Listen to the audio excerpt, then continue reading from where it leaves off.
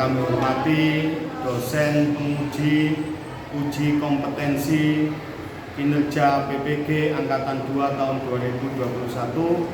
Perkenalkan, saya Nahwan Masudi, SHI, Guru Madrasah Aliyah Mambaul Hikam, Putat Tanggulangin, Sidoarjo, Jawa Timur.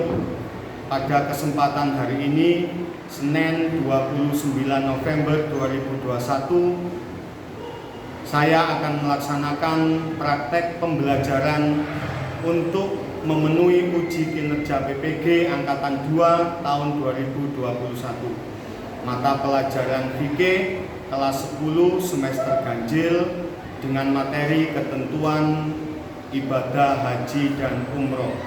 Untuk lebih jelasnya, berikut ini adalah video pembelajaran yang saya laksanakan. Mohon arahan dan bimbingannya. Semoga bermanfaat. Assalamualaikum warahmatullahi wabarakatuh. Assalamualaikum warahmatullahi wabarakatuh. Waalaikumsalam warahmatullahi wabarakatuh. Bagaimana kabarnya hari ini anak-anak? Alhamdulillah. Sehat semuanya? Sehat. Semoga kalian diberikan kesehatan selalu oleh Allah Subhanahu wa taala. Amin. Diberikan ilmu yang bermanfaat. Amin. Diberikan kebahagiaan di dunia dan akhirat. amin amin ya rabbal. Amin.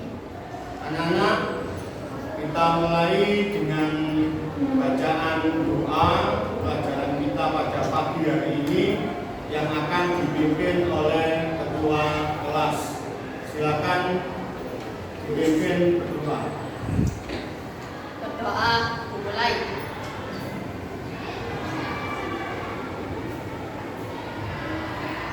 Berdoa selesai.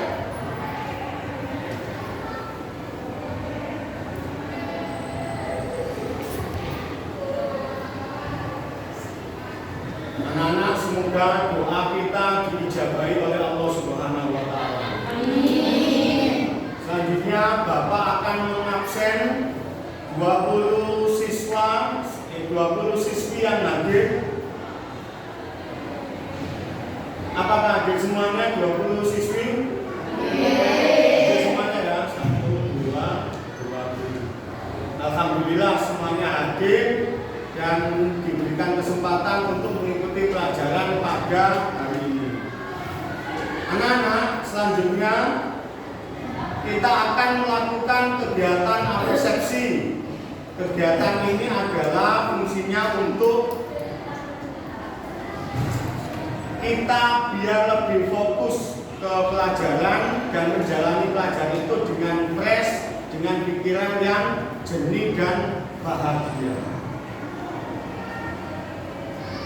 Dan kegiatan apesepsi kita pada hari ini adalah dengan bernyanyi.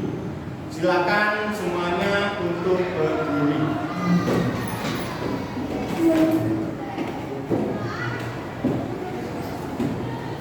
Kita mulai. Kalian harus tepuk tangan, karena sekali kita tepuk tangan maka urat-urat kebahagiaan itu akan muncul. 1, 2, 3. Kami ada di sini demi ridho Ilahi, selalu berkasih sayang untuk saling berbagi. Kami wujudkan diri jadi santri sejati. Oh mari kita selalu di hati. Kami ada di sini demi ridho Ilahi, selalu berkasih sayang untuk saling berbagi.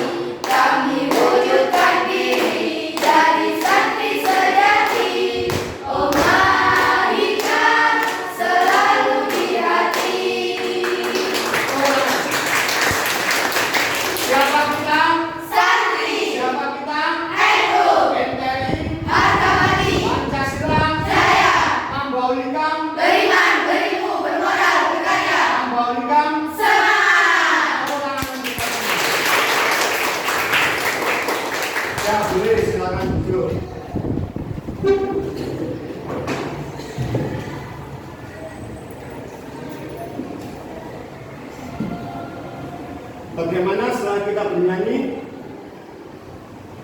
Suasana kelas menjadi lebih hidup. Kemudian Bapak akan membacakan kompetensi dasar untuk materi fikih, haji dan umroh. 3.4 menelaah ketentuan Islam tentang haji dan umroh, undang-undang penyelenggaraan haji di Indonesia beserta hikmahnya. Kemudian indikator pencapaian kompetensi. Ini harapan ketika kita nanti sudah melakukan pelajaran. Indikator pencapaiannya apa? Yang pertama, kalian bisa menjelaskan ketentuan Islam tentang haji dan umroh. Yang kedua, kalian bisa mengidentifikasi undang-undang tentang penyelenggaraan haji dan umroh. Yang ketiga, kalian bisa menjelaskan hikmah pelaksanaan ibadah haji dan umroh. Adapun model pendekatan dan metode pembelajaran kita adalah pendekatannya kita pakai saintifik, kemudian modelnya kooperatif learning. Jadi nanti ada diskusi, tanya jawab, komunikasi baik antara pendidik dan peserta didik, juga antar sesama peserta didik. Itu yang dinamakan kooperatif learning. Sedangkan metode yang akan digunakan nanti adalah metode ceramah dan juga diskusi. Anak-anak, untuk menstimulus lebih memfokuskan lagi kita ke materi ibadah haji dan umroh, kalian perhatikan gambar yang ada di depan. Setelah kalian memperhatikan, kira-kira apa yang ingin kamu sampaikan terkait dengan gambar yang Bapak tayangkan? Ada yang ingin menyampaikan? Saya, Pak. Itu adalah gambar Ka'bah, kiblat orang Islam sholat. Ini adalah gambar Ka'bah, kiblat orang Islam ketika sholat. Betul apa tidak? Betul. Yang kedua ada? Saya, Pak. Ya. Itu gambar Masjidil Haram, tempat orang melakukan tawaf ketika orang melakukan ibadah haji dan umroh. Ini adalah Masjidil Haram, tempat orang Islam melakukan tawaf ketika haji dan umroh. Tepuk tangan. Kalau menyampaikan yang suaranya yang keras, kemudian pelan-pelan ya. Selanjutnya mungkin ada. Saya, Pak. Itu gambar ibadah haji sebelum adanya COVID. Itu adalah apa? Bisa diulangi? Itu adalah gambar ibadah haji sebelum adanya COVID. Oh iya. Anak-anak menjawab. Aisyah menjawab. Itu adalah gambar ibadah haji sebelum adanya COVID-19. Karena ketika COVID, ibadah haji sempat dinonaktifkan. Sekarang sudah mulai diperbolehkan, cuma dibatasi jumlahnya. Tepuk tangan. Ada lagi anak-anak yang ingin menyampaikan? Saya, Pak. Itu orang yang sedang berdoa, Pak, karena itu adalah tempat yang mustajab. Itu adalah gambar orang berdoa karena di sana adalah tempat yang mustajab. Betul? Betul.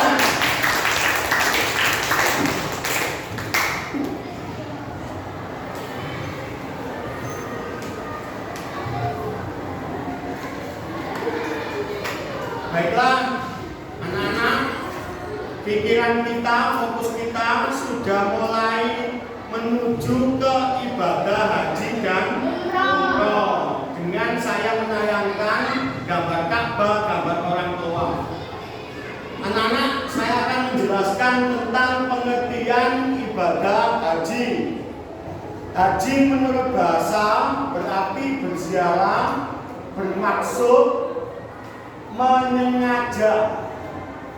Sedangkan menurut istilah haji adalah menyengaja mengunjungi Ka'bah untuk mengerjakan ibadah, untuk memenuhi perintah Allah Subhanahu wa taala dan mengharap keridhaan Allah dalam waktu yang sudah ditentukan. Adapun pengertian dari umroh secara bahasa adalah az-ziyarah atau berkunjung, hampir sama dengan haji. Sedangkan menurut istilah umroh adalah berkunjung ke Baitullah pada waktu selain ibadah haji.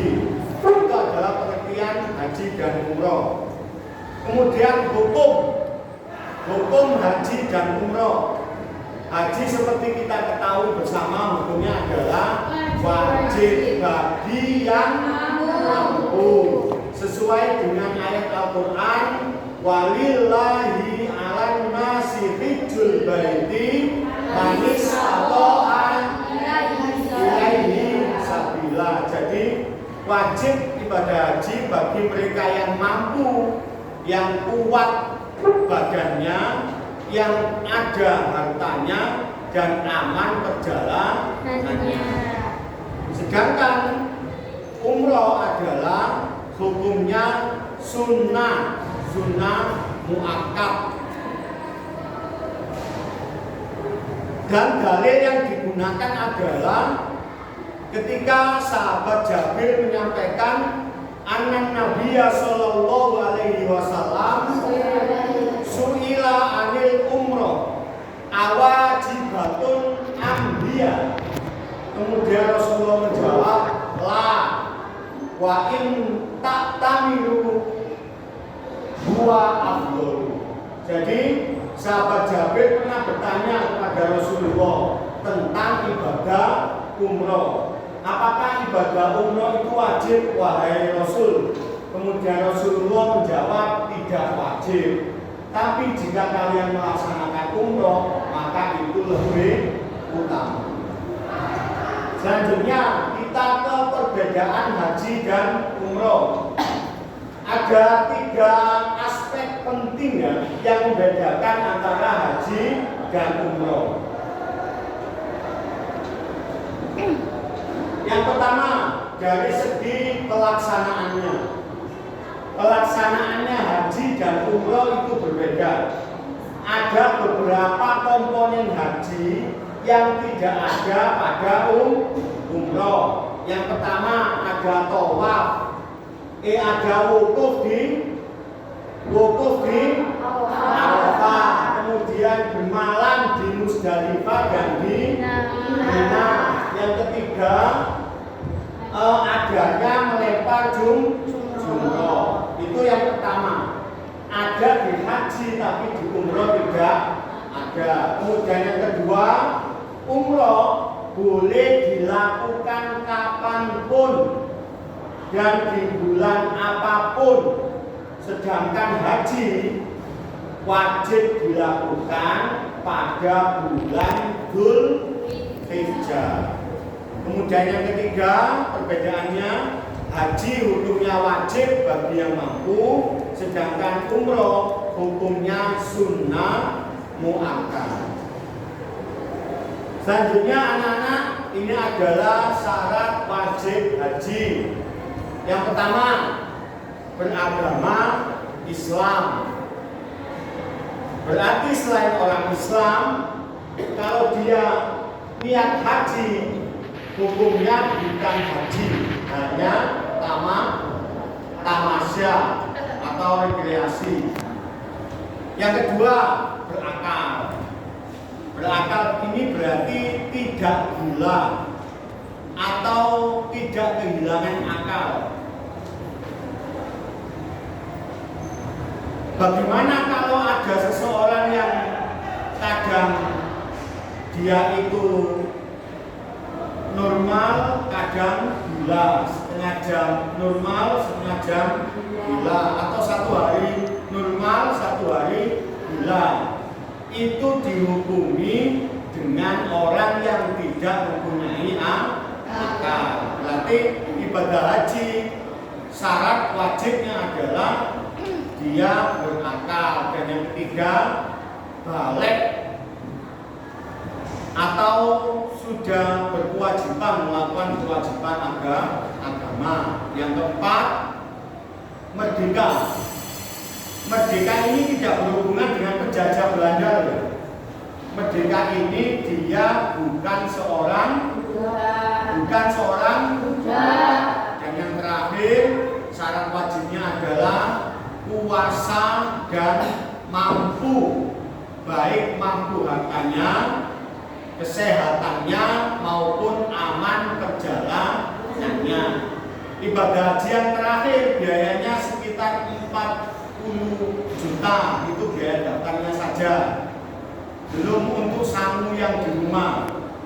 Karena ketika seseorang itu pergi ibadah haji, yang di rumah yang ditinggal ini harus dibiayai juga, harus sudah ada yang menanggung biaya keluarganya. Belum nanti kalau ada oleh-oleh, belum nanti kalau biaya hidup di sana. Jadi minimal ibadah haji itu biayanya 50 sampai 60 juta untuk satu orang. Tapi meskipun mahal, tidak pernah saya menemukan ada orang yang setelah pergi haji itu dia kapok. Justru dia mau ingin lagi untuk ibadah haji. Ini yang dinamakan barokah. Semoga kalian nanti bisa ibadah haji ya. Kalau tidak memungkinkan umroh, yang penting kita semuanya diberi kesempatan mendapat undangan Allah Subhanahu. Amin. Anak-anak, selanjutnya adalah rukun haji.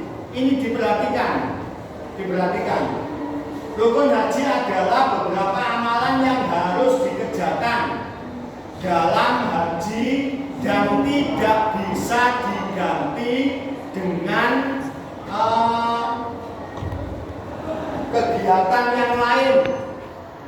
Jika kita meninggalkan salah satu rukun haji, maka kita tidak bisa mengulang, dan kita bisa mengulang ketika nanti tahun depan ada kesempatan haji lagi. Jadi rukun haji ini tidak bisa ditinggalkan, tidak bisa juga dibayar dengan denda. Bagi siapa yang meninggalkannya, maka konsekuensinya hajinya akan batal. Dan jika ingin mengulangi, maka diulangi tahun depan. Itu kalau ada kuota. Berarti apa? Rukun haji ini harus diperhatikan dengan sesama.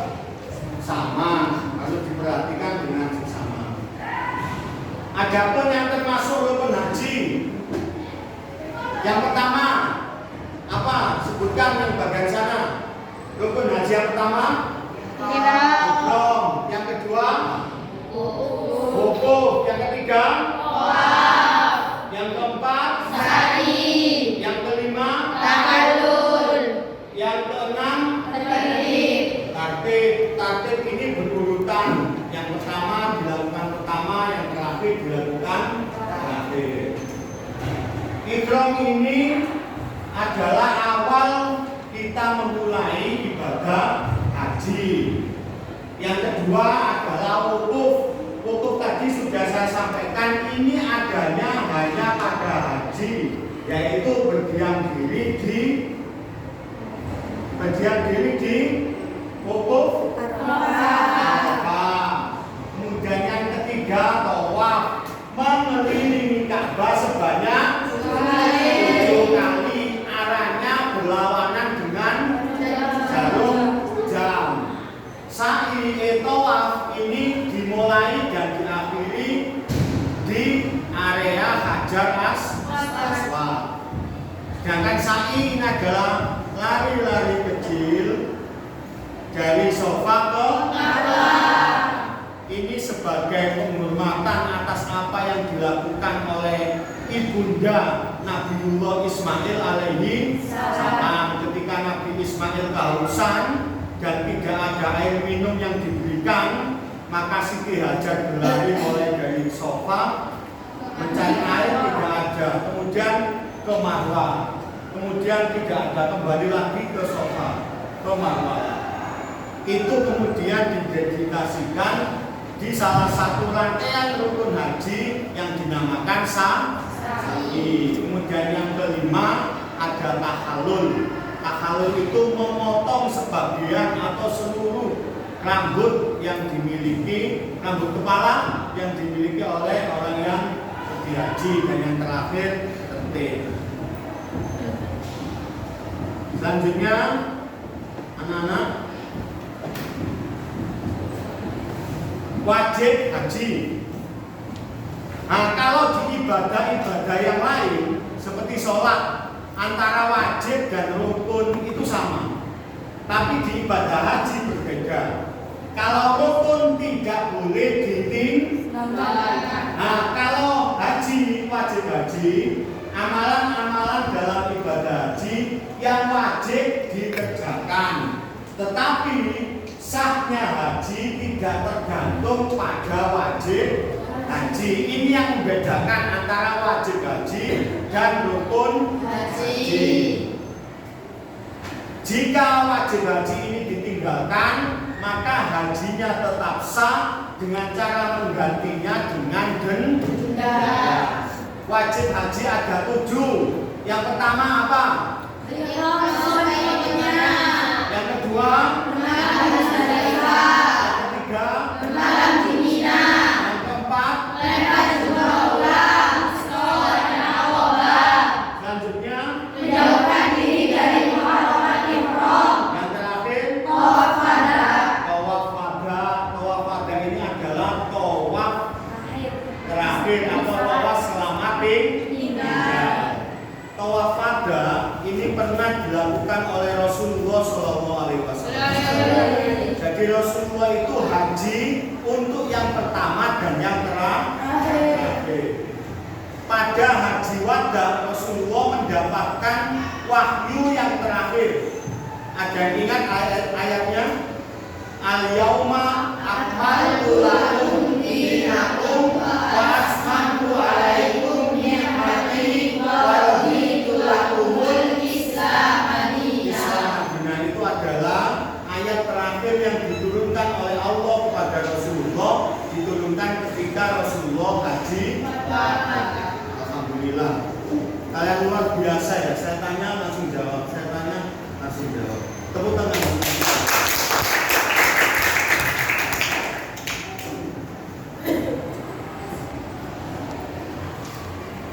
Selanjutnya adalah mikot. Mikot haji. Mikot ini batasan ya. Secara bahasa mikot ini batasan. Mikot terbagi menjadi 2. Yang pertama ada mikot zamani dan yang kedua ada mikot makani. Zaman berarti menunjukkan tentang waktu.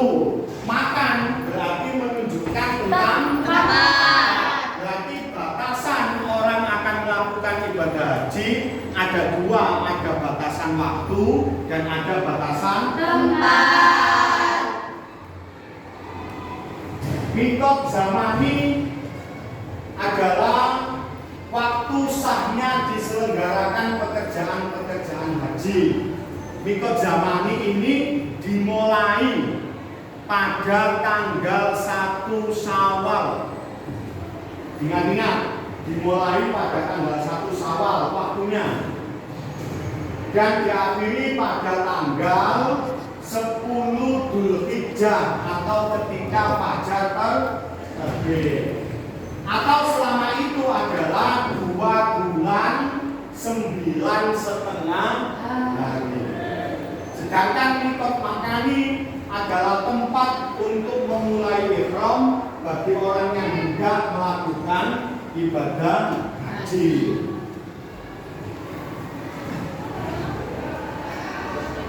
Anak-anak, berikut adalah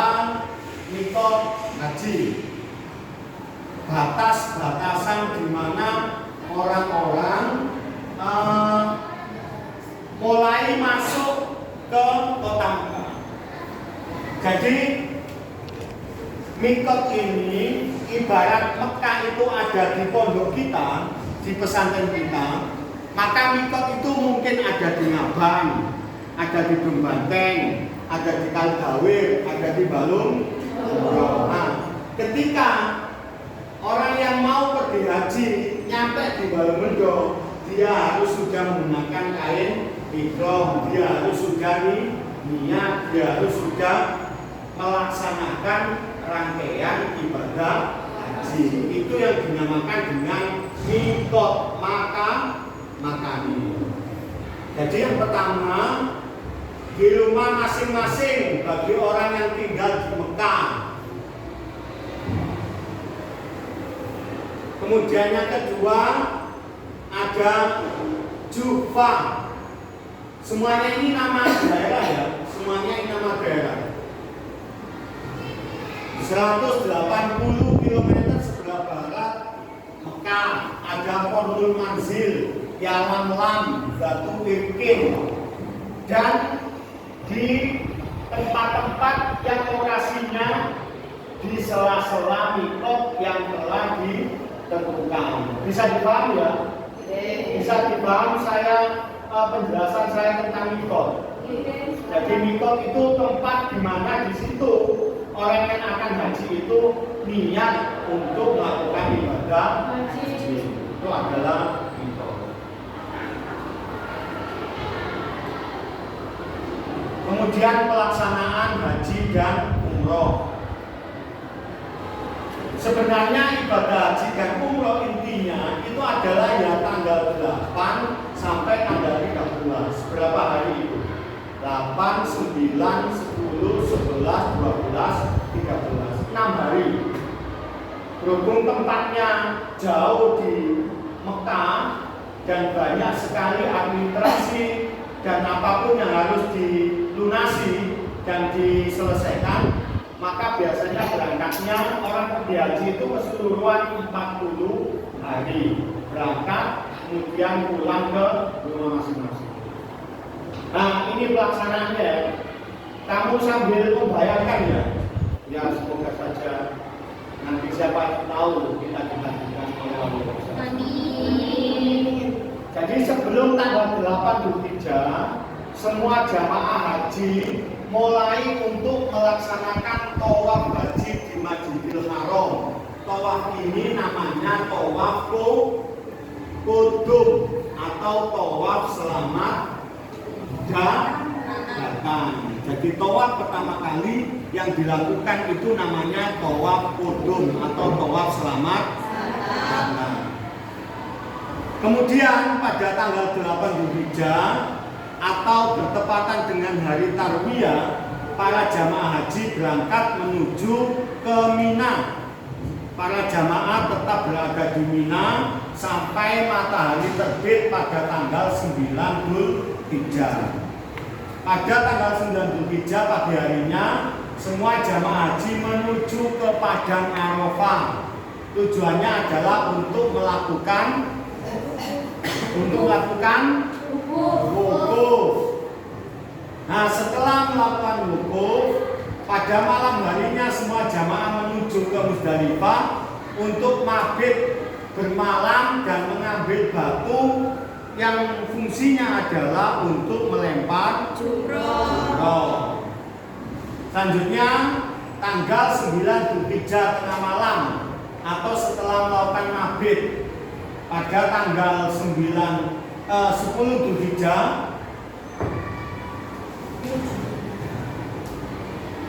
pada tanggal 10 Dzulhijjah yang ketika di sini hari raya, di sana menuju Mina, melempar jumroh aqobah, menyembelih kurban, tawaf ifadah dan sa'i.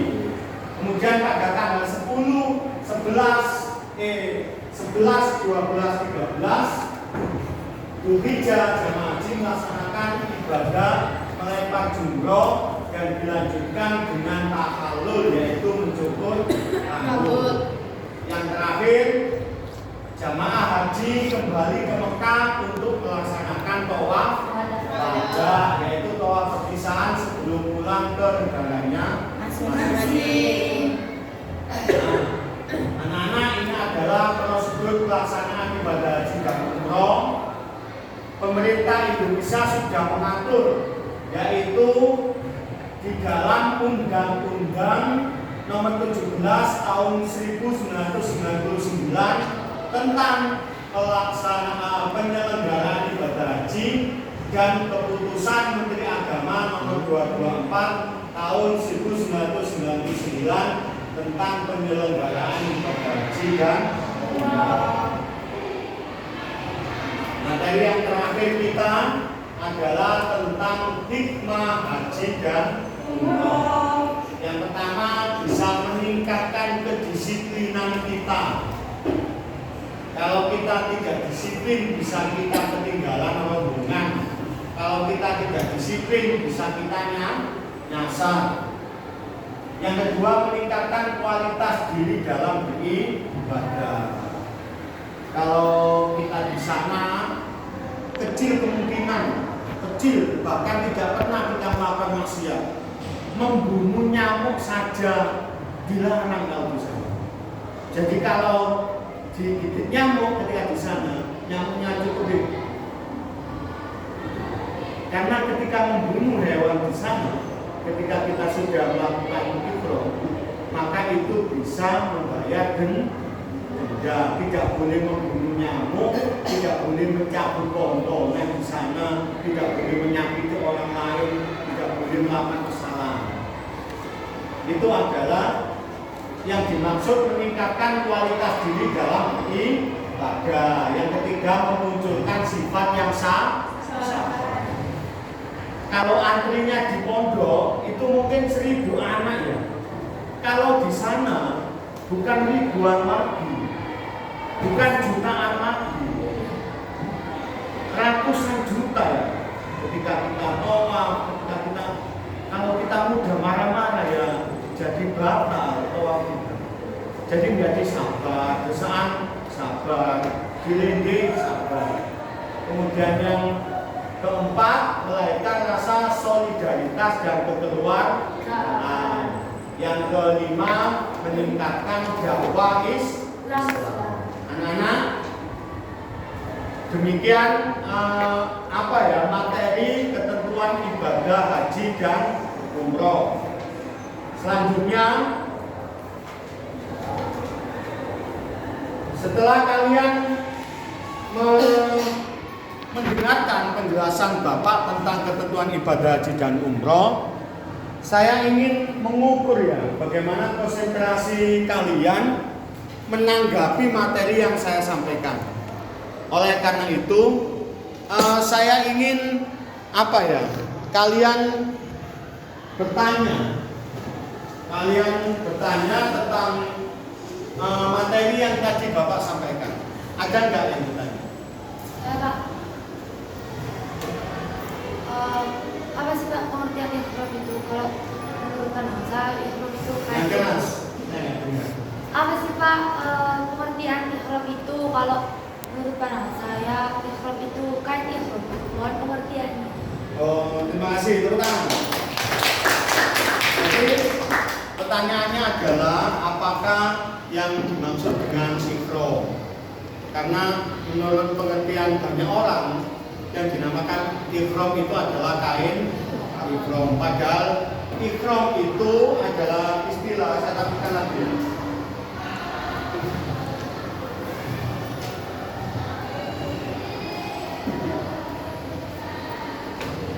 Nah, ihram ini adalah salah satu rukun haji yang tidak boleh ditinggalkan. Jika ditinggalkan maka hajinya tidak sah. Ihram ini adalah awal memulainya kita untuk niat beribadah haji.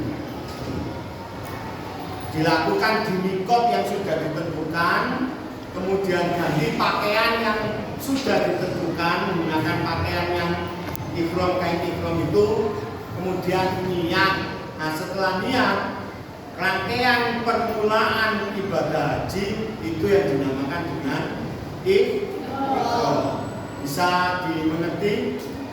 Bisa ya tentang ihram Mbak? Iya. Ada yang lain? Saya Pak. Ya, begini. Pelan-pelan suaranya keras. Apakah bisa dijelaskan tentang sejarah melempar jumroh? Oh ya. Anak-anak, tadi kan hanya saya sampaikan sekilas saja tentang jumroh. Ada jumrohul ulam, ada wusta, yang terakhir Aqabah. Jadi historinya, sejarahnya dari jumroh itu adalah ketika Nabiullah Ibrahim alaihissalam bermimpi, dan dalam mimpi itu beliau diperintah oleh Allah untuk menyembelih anaknya. Padahal anaknya Nabi Ibrahim yaitu Nabi Ismail itu adalah anak sematawayang, dan sudah sangat lama sekali Nabi Ibrahim itu merindukan seorang anak. Nah, ketika anak itu tumbuh menjadi bayi yang lucu-lucunya, diperintahkan oleh Allah untuk menyembelih. Akhirnya Nabiullah Ibrahim menunggu dan bertanya kepada Nabi Ismail, saya dapat perintah dari Allah untuk menyembelih.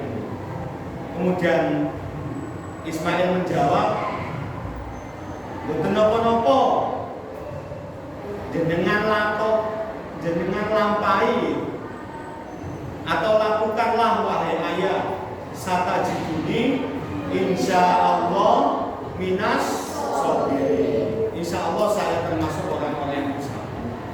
Dan kemudian besok harinya, pagi harinya, Nabiullah Ibrahim sudah tekad bulat kuat untuk melakukan perintah Allah dalam mimpinya menyembelih Nabi Ismail. Nah, ketika Nabi Ibrahim sudah kuat niatnya, Nabi Ibrahim digoda oleh setan. Setan membisikkan, jangan dituruti. Kamu itu hanya punya anak satu, masih kecil. Masa kamu bunuh? Masa kamu sembelih? Akhirnya dengan godaan-godaan itu dan terus menggoda, akhirnya langkah yang diambil oleh Nabiullah Ibrahim adalah mengambil beberapa kerikil untuk dilemparkan kepada setan, selain berkata, "Ifsak ya lagi." Menyingkirlah wahai yang dilaknat oleh Allah, dengan melempar batu. Nah, setan menggoda Nabiullah Ibrahim. Nah, di tempat Nabiullah Ibrahim itu dijadikan jumrohul ula yang pertama. Kemudian setelah setan tidak berhasil mengganggu Nabiullah Ibrahim, setan mengganggu Siti Hajar, istri dari Nabi Ibrahim. Setelah diganggu tidak berhasil dan belibet saja, bulat saja, akhirnya istri dari Nabiullah Ibrahim juga melempar batu. Nah, di situ tempat itu dijadikan tempat jumrohul wusta. Setelah meraih Nabiullah Ibrahim, istri Siti Hajar, yang ketiga kalinya Nabiullah Ismail juga dirayu, digoda supaya tidak mau disembelih. Tapi akhirnya Nabiullah Ismail juga tidak tergoda dengan rayuan setan, dan akhirnya juga dilempar dengan kerikil-kerikil itu. Dan di tempat itulah sekarang dijadikan tempat jumrohul Aqabah. Jadi histori dari jumrohul Aqabah adalah penolakan dari Nabi Ibrahim, pengusiran dari Nabi Ibrahim, Siti Hajar dan juga Nabi Ismail untuk mengusir setan yang mau menggoda. Jadi seperti itu sejarah dari jumroh, ula, wusta, dan Aqabah. Ada lagi? Saya Pak. Ya. Dalam hikmah haji dan umroh yaitu meningkatkan hikmah, meningkatkan dakwah, itu maksudnya apa Pak? Oh, tadi di hikmah ya? Bentar, saya tampilkan.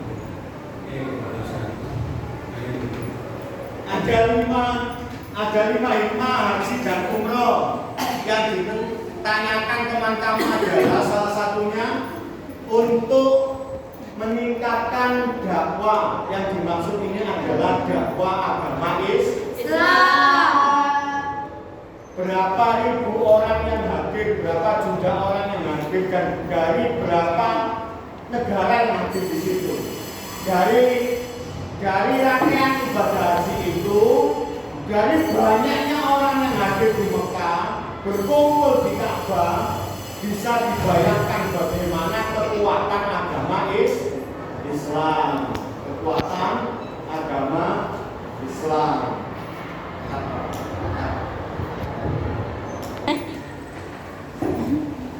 Setelah Bapak menjelaskan materi tentang ibadah haji dan umroh, dan kalian juga kelihatannya juga mengikuti dengan sangat antusias, sehingga banyak sekali yang bertanya.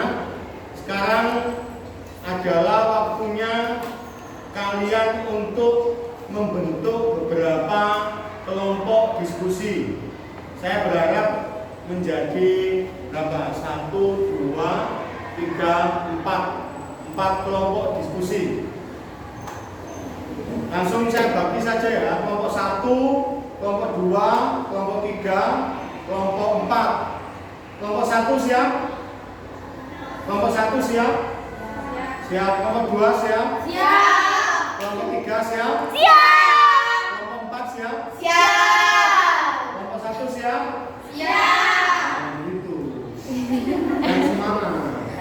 Nah, kelompok 1 nanti kalian akan membahas tentang pengertian dan hukum haji dan umroh. Kemudian kelompok 2 nanti kalian akan mendiskusikan materinya tentang perbedaan ibadah haji dan umroh. Kelompok 3 kalian nanti akan mendiskusikan tentang syarat haji, wajib haji, dan rukun haji.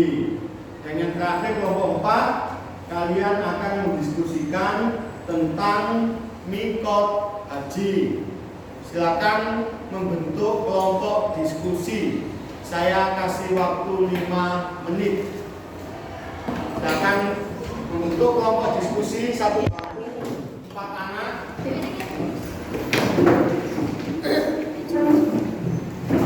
Satu bangku 4 anak. Nah, Mana Sebi? saya bacakan lagi ya. Saya bacakan lagi untuk kelompok 1. Materi diskusinya adalah pengertian dan hukum haji dan umroh. Kemudian kelompok 2 materinya adalah perbedaan haji dan umroh. Ketiga materinya adalah syarat rukun wajib haji. Dan yang terakhir materinya adalah mikot haji.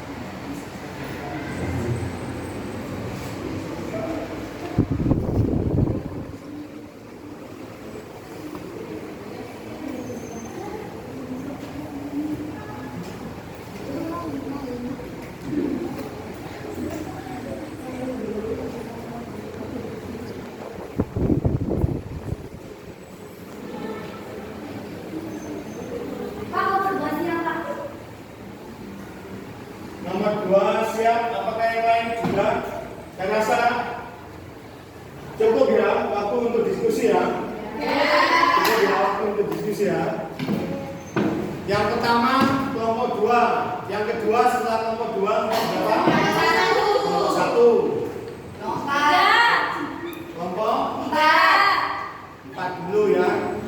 Dan yang terakhir adalah kelompok 3.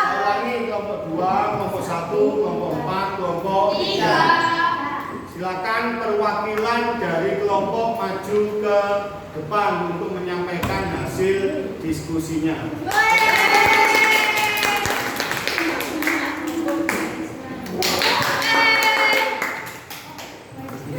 Sebi. Assalamualaikum warahmatullahi wabarakatuh. Saya perwakilan dari kelompok 2 akan mempresentasikan perbedaan haji dan umroh. Perbedaan haji yang pertama, haji itu hukumnya wajib bagi orang Islam yang mampu, sedangkan umroh hukumnya sunnah muakkad. Yang kedua, aturan ibadah haji atau rukun haji itu lebih banyak daripada umroh, sedangkan umroh tidak wajib melakukan wukuf dan mabit. Yang ketiga, wajib dilakukan pada bulan Dzulhijjah. Jika umroh wajib dilakukan di bulan apapun dan kapanpun. Sekian saya dari perwakilan kelompok 2. Wassalamualaikum.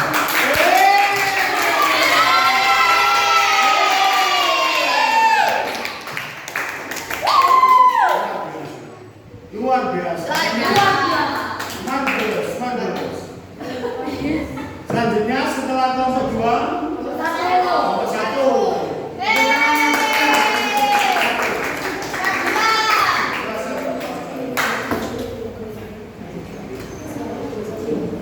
Nanti syuting akan berjalan sampai ke tempat.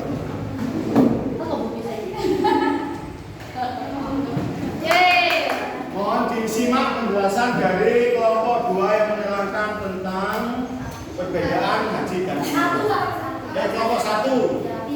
Assalamualaikum warahmatullahi wabarakatuh.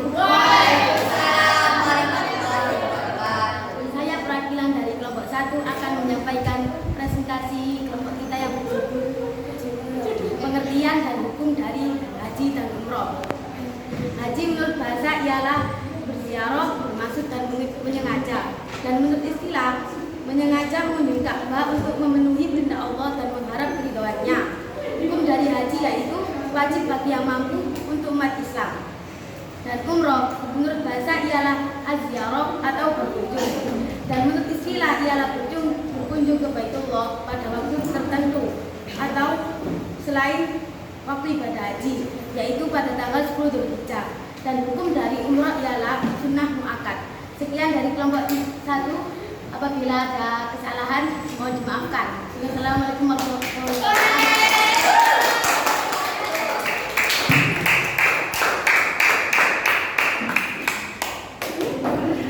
Selanjutnya setelah kelompok 1, kelompok 4 yang akan menjelaskan tentang mikot. Assalamualaikum warahmatullahi wabarakatuh. Waalaikumsalam warahmatullahi wabarakatuh. Saya dari perwakilan kelompok 4 akan membawakan presentasi tentang mikot. Mikot secara bahasa adalah batasan. Mikot dibagi menjadi 2, yaitu mikot zamani dan mikot makani. Mikot zamani ialah saatnya diselenggarakan pekerjaan haji pada waktu 1 Syawal dan diakhiri 10 Dzulhijjah. 2. Mikot zamani ialah tempat mulainya ihram bagi orang-orang yang hendak melaksanakan haji. Sekian dari saya. Sekian, terima kasih. Wassalamualaikum warahmatullahi wabarakatuh.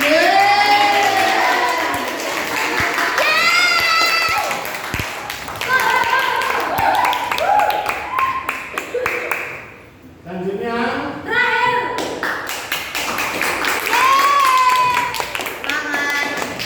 presentasi yang akan menjadi penutup dari presentasi disampaikan oleh kelompok 3.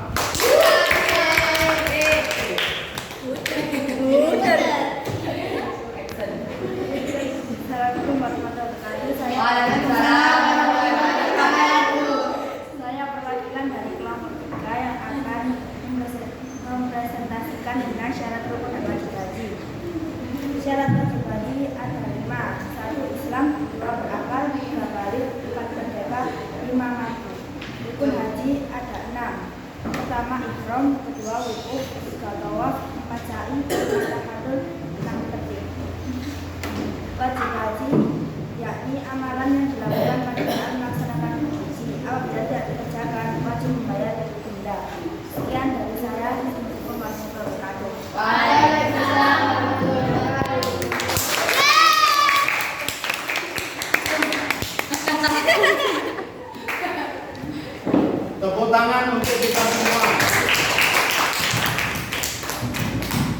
Anak-anak, untuk kegiatan selanjutnya adalah Bapak akan memberikan penguatan tentang apa tadi yang telah disampaikan oleh teman-teman kalian. Jadi pengertian ibadah haji adalah berkunjung ke Baitullah pada waktu yang ditentukan. Kalau umroh waktunya bebas. Kalau umroh hukumnya sunnah, wajib sunnah muakkad. Kalau haji hukumnya wajib bagi yang mampu. Dalilnya walillahi alan nasi berbaiki ilaihi sabila. Alhamdulillahirabbil alamin. Kemudian beberapa hikmah haji juga sampai pelajari. Selanjutnya Bapak akan membagikan lembar kerja peserta didik yang nantinya akan kalian kerjakan di rumahnya masing-masing.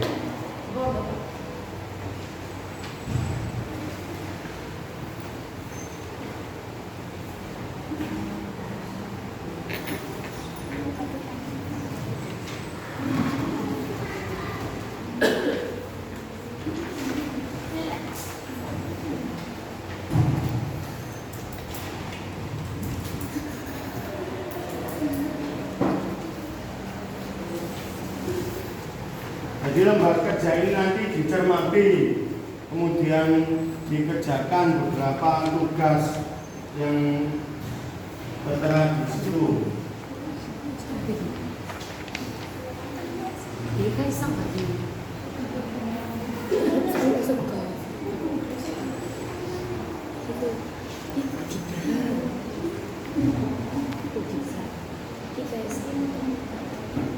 Anak-anak, materi ibadah haji dan umroh ini adalah materi terakhir untuk semester ganjil. Jadi selanjutnya kalian akan menjalani penilaian akhir semester. Semoga kalian diberikan kemudahan dalam mengerjakan soal-soalnya, diberikan nilai yang baik, dan ilmu yang telah kalian pelajari selama semester 1 itu semoga dijadikan ilmu yang bermanfaat.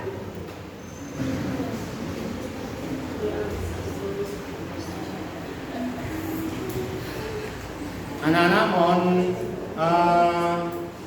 fokus ke saya akan menyampaikan beberapa pesan moral. Jadi begini, ibadah haji dan umroh itu memang tidak seperti ibadah-ibadah yang lain. Jadi ibadah haji dan umroh itu adalah ibadah yang membutuhkan pikiran, tenaga, dan juga harta.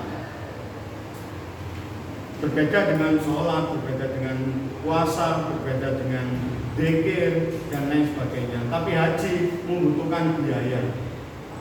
Tapi sebagai orang Islam, meskipun kondisi kita berasal dari ekonomi yang menengah ke bawah atau mungkin ada yang menengah ke atas, yang terpenting jangan sampai kita putus asa untuk tidak mempunyai keinginan pergi haji atau umroh karena kita berasal dari keluarga yang tidak mampu. Saya ulangi lagi, jangan sekali-sekali kita putus asa tidak mempunyai keinginan ibadah haji dan umroh karena kita berasal dari keluarga kurang mampu.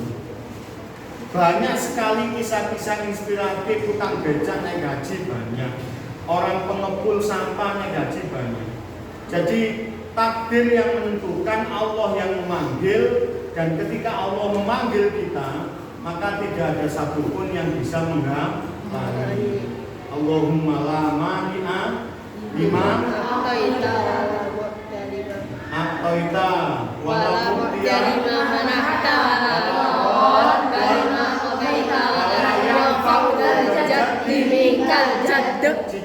jika Allah memberi tidak ada satupun yang bisa menolong.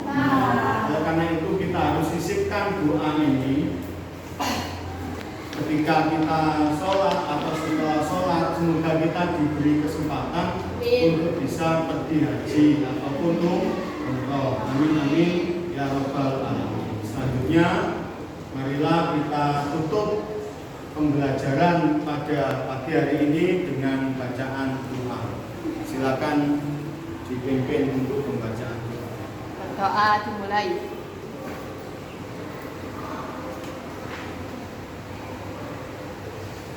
Berdoa selesai.